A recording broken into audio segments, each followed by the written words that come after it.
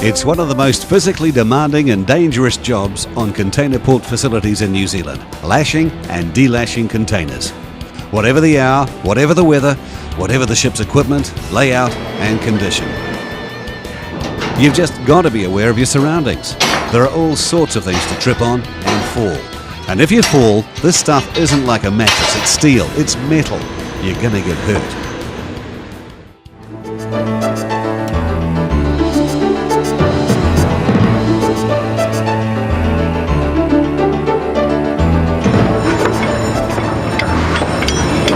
Containers are secured on ships by two support systems.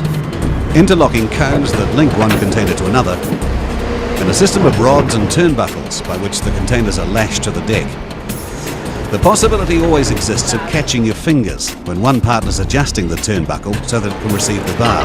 There's always a chance throughout this procedure your fingers are going to get hurt. Lashing containers is a dangerous business.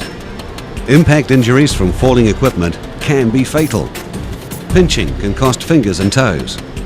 Tripping and falls are common, and muscle strains, especially lumbar and shoulder sprains, go with the territory.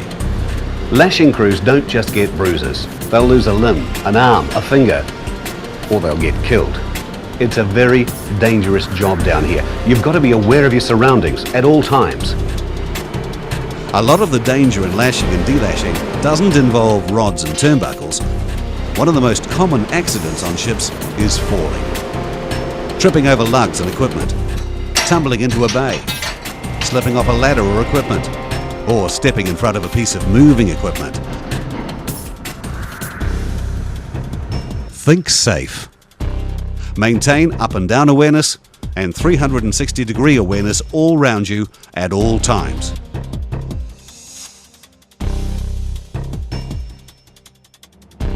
Lashing involves three crucial points of contact: a bar or rod attached to the container, a turnbuckle attached to the deck, and a turnbuckle and bar married together, tightened and secured.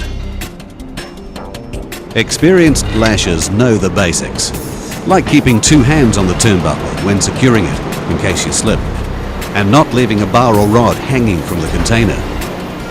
Always work in pairs and stay paired up. One on the bar holding it in place and one on the turnbuckle. Keep fingers, hands, arms and legs out of the bite, where metal meets metal. Think safe. Maintain control of the bars at all times. Don't leave them hanging from the containers. If left unattended, they can come loose and fall.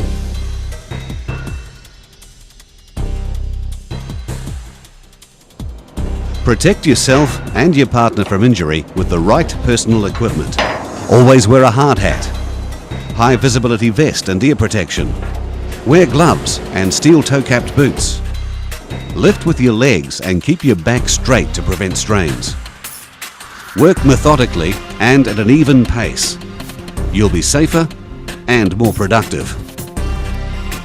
Moving fast doesn't necessarily get the job done any faster. A slow, steady pace. Make the right moves methodically. Moves that aren't going to put yourself or your partner in harm's way.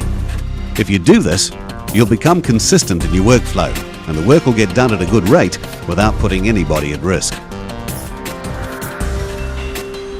Take time to know the layout of the ship you're working on. Which way to the bow, the stern, the location of bays, and the dimensions of the containers. Locations of the ladders, gaps in the deck, and potential hazards. Pay special attention to what's moving around you, such as cranes, containers, cargo or equipment. Think safe. Know where the cranes are at all times. You must never work or stand under a moving crane or container.